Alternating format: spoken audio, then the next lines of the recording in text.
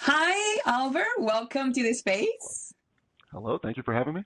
Well, I'm very, very happy that you said yes to this interview because, okay, so I'm just going to give a short introduction. Albert, people that are listening, Albert is one of the managers. He was part of one of the programs that we did for women in tech. To develop leadership skills at the company that you and the girls work at. And I'm so excited to have you here because it is so good that we can have your perspective on this industry, to know a little bit about yourself, and also because you're a man, right? The program was not for men, but I believe that it's important that men and women collaborate together, in both to develop leadership skills and just run the world together, let's say. So Albert, tell us a little bit about you. Like, how did you start your journey in the tech industry that you told me that is not so long ago, and what led you to be in this industry today? Yeah, so maybe going further back than maybe you want, but I actually started in the chemical industry as early as high school. So the high school that I was at, they had a co-op program where you could leave school a little bit early to go work in a job, and so Shell Chemical had a program for us. So I actually would leave high school and go work in a lab that was focused on R&D for laundry detergent, Wow. and it was a great experience. And I remember thinking like, yeah, this was good. It paid some money and it was a good experience, but maybe I don't want to do that as a full-time career. So I then went off to University of Texas and got a degree in mechanical engineering. And as a part of that, I was looking for an internship Yeah. while I was there. And another chemical industry company got my attention again, even though I didn't think I was going to be in chemical again.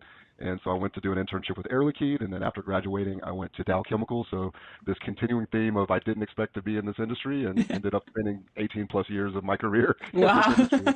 That happens. Funny, you just never know sometimes, right?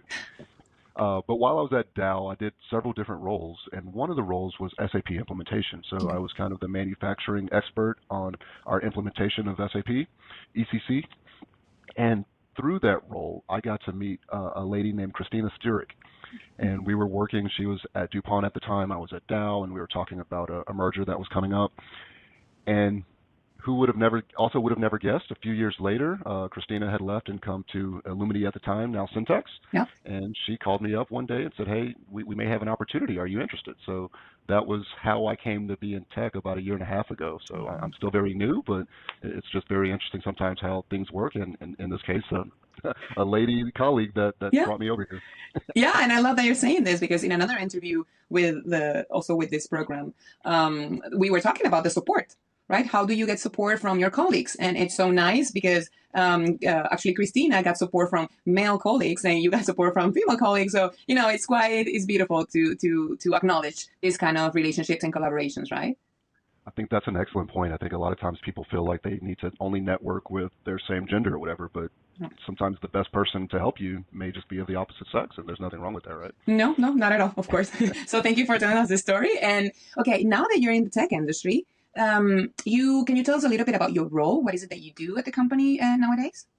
Yeah, so I'm currently the team manager for the SAP digital manufacturing team. So all of the SAP DM consultants in North America are on my team. Yep. And so, yeah, we go and we support clients that are implementing digital manufacturing. We go to their factories, learn what they're doing, and then guide them through the implementation process. And how is it for you to guide people, be in a leadership role, in a manager role? Like, how has it been for you? And is there any story maybe you can tell us about that? There's definitely a learning curve. And so what's interesting, as I mentioned, I am new to tech, but heavy with the manufacturing background. So I think I challenge myself to maybe lean in on my strengths, but also acknowledge that there's a lot that I don't know. And so I need to depend on the team that has more experience with the tech aspects Yeah. to be the experts there. And I think it's maybe even better that way because that's what they are. They really are experts. So let the experts be experts. So that's been my philosophy so far while I'm still learning a lot of the more technical topics. Yes, because a lot of people, and actually also, this also came up in another interview, that sometimes getting into the tech industry is not just about the technical skills, right?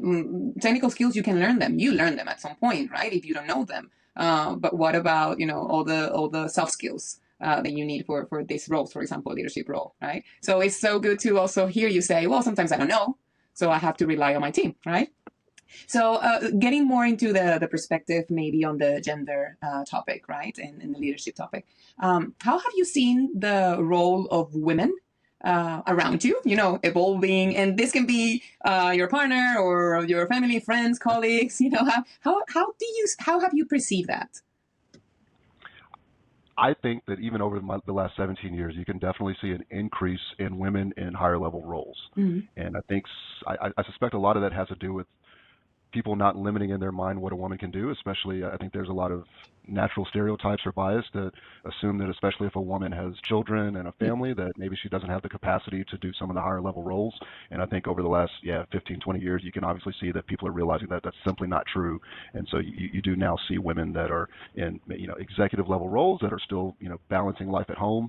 And obviously it's a decision that they make to find that balance, and it's not a decision that the company needs to make for them. It's they decide that they want to go do that.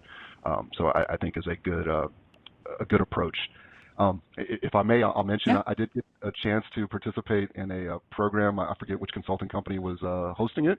And as part of the program, one of the things they mentioned is making sure that we're not making decisions for folks. And Good. so, Wow. to present the option, hey, this is an option. You can just decide, yes, you want to do it or no, you don't. But I shouldn't let my bias make the decision without you having a chance to do so. And I had one opportunity to apply that one that it was like a light bulb. I was working with a colleague. I know just from talking to her that she's a single mother with twins, young twins too, I think maybe 2 or 3 years old. And there was an opportunity to go travel, to go support something traveling. And I remember my first thought would be, oh, well, obviously she's not going to want to do this because she's managing this at home. And then I remembered from the training, like, you know what? That's an assumption on my part, but let me just ask her. So I did, like, hey, this is an option. Don't feel pressured if you don't want to do it. But it's okay if you don't want to. And she said, no, I'd love to do it. I find my mom can babysit or whatever. 1 or 2 days, that's no problem. Thank you for inviting me. And it was like that validation that we need to make sure we're not making decisions for folks. And, that may be an opportunity they want, and they can manage their lives how they see fit. This is, thank you for sharing also that, because also in a previous interview with Brenda, we were talking about this, about the biases that sometimes we can have. It's not just men that have biases. Women, we also have it. So sometimes those biases don't allow us to open up the space or the conversation with the other person so the other person can make the choices.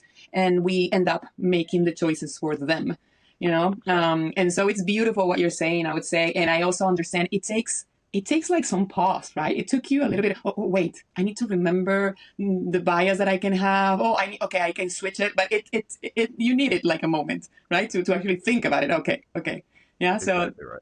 Yeah, so this is great what you're sharing with us right now. So thank you very much for that also.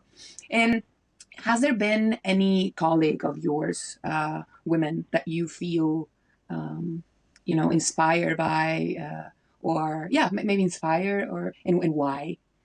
Yeah, for sure. There's one that comes to mind in particular, and also coming back from my previous employment, but she was a sponsor in our African American ERG. Okay. And she was Can you also tell us a little bit African American ERG? What does that entail? So similar to the Women in Tech program, but it was a program geared towards African American inclusiveness in the company. So thank you for asking.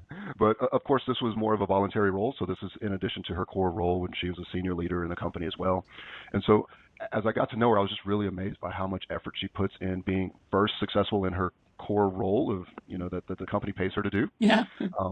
How much effort she puts in, like, to intentionally marketing herself. So she has a very big brand presence on LinkedIn and speaking at conferences and those type of activities. But then also being actively involved through the ERG and giving back and mentoring and community service. So to me, someone that it's very inspiring to see someone, this is a lot of hours. It takes a lot of intentional effort to do all of these things. But obviously you have to have the passion and see the value in giving back is why you would do that. So that's just one great example. But I've had an opportunity to work with so many female colleagues that are mentors, role models, sponsors, all of the above. Yeah. And I think this is a great example. And also I just got a question based on what you're saying right now. Okay. Have you felt like, how has been your role, as a leader or as a collaborator? How do you think your role as a male collaborator has been, surrounded by women working in the tech area or even working in the other areas you used to work with? Yeah, I think definitely as a leader, definitely making sure that folks have the right opportunities, right? So this is everyone has opportunities, especially to shine and do a good job and advance themselves both professionally and kind of developmentally. Yeah, that's probably the biggest one. One of the ones I'm thinking that I need to continue to work on is making sure that everyone is engaged, right? So Mm. I think a lot of times it's very easy to have some folks that are less engaged. So finding ways to get them, whether it's maybe speaking up a little bit or participating in some different projects at a different level. Yeah. This last one, I think it's so important because one of the things that I have seen coaching women, even also men, right, that maybe they are emerging leaders or they want to be a leader. Sometimes communicating, expressing themselves, like Mm-hmm. showing up, communicating assertively. I think it can be hard, right, for them sometimes. So it's so good that you are noticing that this happens. And as a leader, that you have sometimes the authority and the power to open up the space, like, hey, or to introduce a space, or to, yeah, like you said, try to engage, right, in one way or another. So yes, I completely understand what you're saying. I think when you said like keep working on that, I think it's something that we all need to work on, right? Like to be aware that the other person is there, that probably wants to show up, but maybe needs a little push, maybe, Exactly. right? Yeah. Exactly. Albert, another thing is that you were part of the program. I mean, you were not one of the participants, again, because this was a program for the women in tech at this time. But how did you see the program, like from your perspective?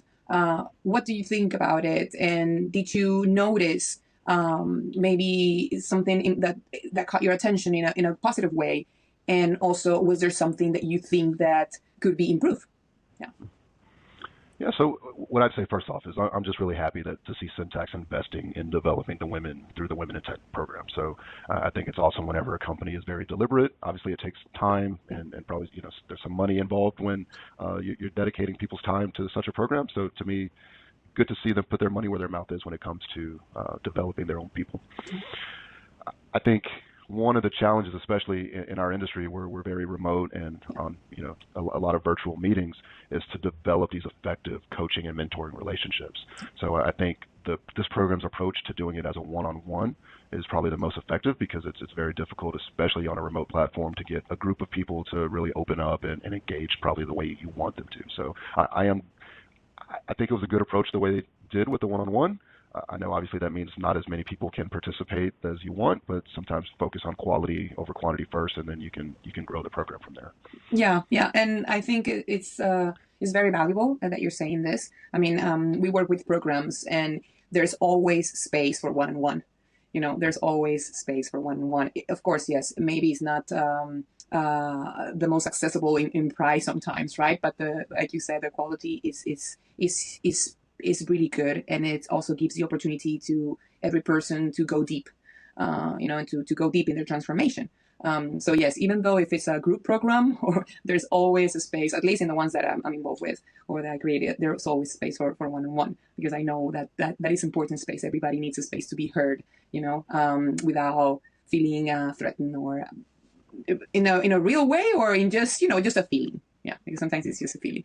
Okay, so you being an ally, you were an ally for us in this program, Albert. I must say that I was very happy when we did the kickoff to see all the faces of not just the Women in Tech program, but also the managers of the girls were there. So for me, I felt very inspired, because as a consultant, that is something that we always want to see, right? We always want to see people engaging, not just the participants, but also the system around them. So it was so nice to see you there also. I think you were at the kickoff, and you were also at the presentation at the end. You were there. And I think it's important to have the people that support us being present. Yeah. So as an ally, what role do you think that male leaders can have, in programs like this? And I'm just, what do you imagine? What could you do? And this, I mean, I'm even asking you like for our next program. If I say, okay, I want a male leader to be in the program, maybe as a supporter, like, how do you see that? How do you see the male role in programs like this? Yeah, it's interesting, and this is another one that I've thought about quite a bit in these type of programs. So on one side, I think it is very important for women to see that there's men that are actively supporting these programs, that it's not, hey, the women are just doing this and there's no support from the male colleagues across the company. So I do think from that perspective, it's important for me to be able to show up at some of these and some of my other male colleagues as well. Yeah. I also feel that there's probably also some times where maybe there's some conversations that are better off when it's just the women, that maybe they can be more open and transparent about some of the issues that they're facing without a man in the room. So I think there's a balance to that, and so I'm always trying to make sure that, hey, this particular event is this one it's good for me to be here and supporting, and then maybe some of the other events, like even if maybe I'm going to come, but I'm going to not talk as much and make sure that the women have an opportunity to speak up and voice their concerns, Yeah. because I can also dominate a conversation sometimes, so I need Yeah. to sometimes tell myself to stop talking and just listen. Yeah, that's good because when I work with leaders and managers, sometimes one of the things that we work on is be silent in certain moments, so you can invite others to fill the void.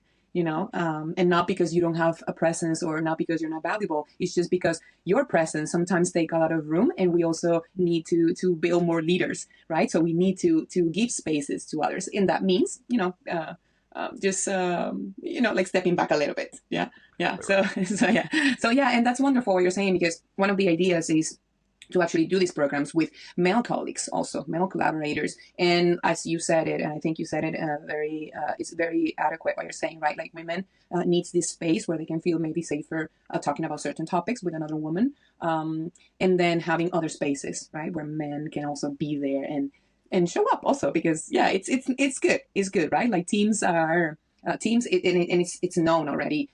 Teams that integrate diverse teams are more innovative, right?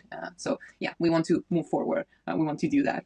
Okay, so almost to end the interview, Albert, what advice would you give to men, yeah, that would like to support, or what advice would you like to give to men so they can support women in the tech industry? It can also be in any other industry, right? Yeah, so I think first thing is definitely with programs like this, engage, right? So Syntax is doing the great first step of having the program and inviting all to participate. So first thing is just show up. The second thing is another one that I need to also continue to work on, is just also ask how can you help? I think a lot of times we put so much pressure on ourselves to come up with ideas on our own, but maybe just asking is the next step. Is there something I can do to help? And just pay attention, right? Pay attention to what's going on, and look for opportunities that maybe some folks aren't engaged as much, or someone might be not having the best time in their career or in their particular job. So what are some things that we can do to help them? And I think you can do this in any role, right? It's not even just leadership roles. Anyone. Doesn't take much time to talk to your colleagues, especially if it seems like that maybe something's going on, or that they can do better. Yeah. So asking and also offering help. What can I do? What about the other way around? Like if you could ask women, in the industry, like working with males, like what comes to your mind? What do you think men could also be needing from their female colleagues? What comes to your mind? I don't have any ideas on this one. I'm sorry, that was not on the script. But yeah, no, I want to give a little bit of context, yes, for this question. Is I'm coming with this perception. Yeah, and I've worked with men also a lot, actually, for a period of time, for a couple of years. Most of my clients were men. So I saw a side of men that it's quite interesting, and I don't think it's shown a lot, right? Because again, these are more personal, intimate spaces, one-on-ones, coaching, even with psychology, so psychotherapy. So I know that we women, we need men, but I also know that men also need women. So I think, and you don't have to answer it, it's okay. But if it's fine, I will just leave it there. Because I think it's also a question, like, okay, what could I be needing support from my female colleagues? Is there anything that I see that they have or doing or whatever that I might need some support with?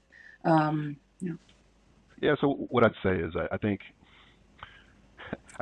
we all at least recognize that people are all different. Yeah. We a lot of times we say that we want diversity of thought and different perspectives, but sometimes in practice we also get so caught up in our own perspective and doing things the way we've always done things. So I think we should always continue to embrace that everyone brings something different to the table. Everybody does maybe things a little bit differently, and that's not a bad thing.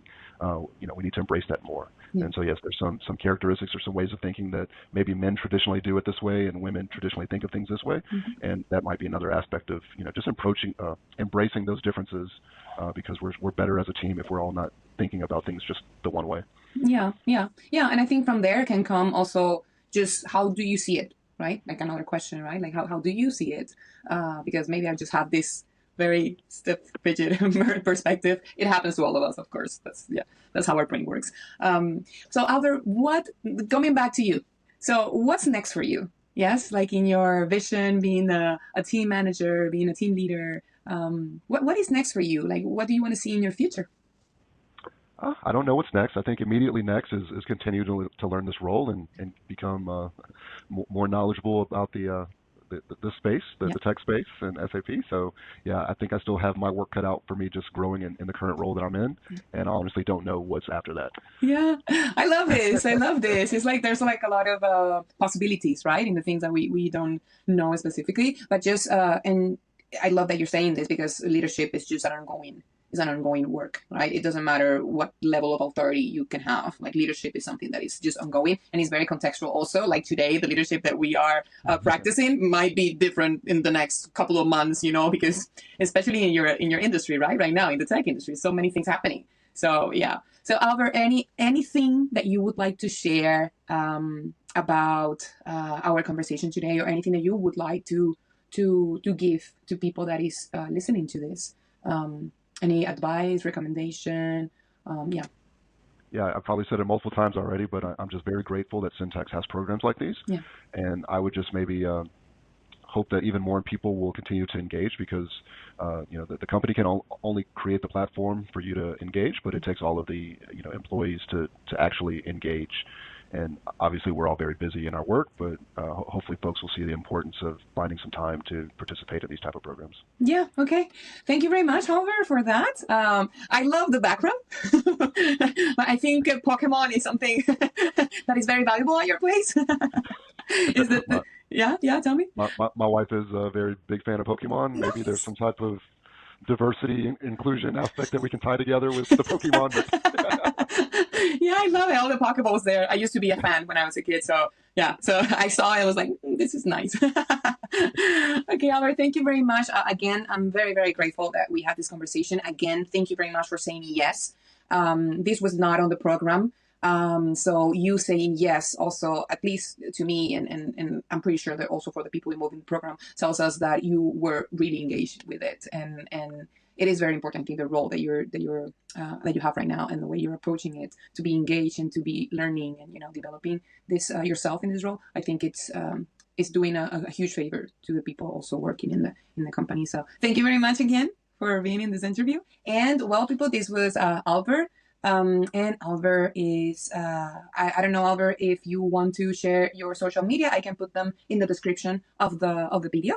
And so people can just see the interview, and well, hopefully people will get inspired by you and spark some conversations about the role of men in this, in engaging more women in the tech industry and other industries too. Yeah. Thank you for having me, and I agree. We need to discuss it more. So looking forward to some more conversations on the topic offline. Yes, okay, I got that. So for next time, I will call you again for that. Okay, Albert, thank you very much. Have a great day. Yeah. Thank you. You too.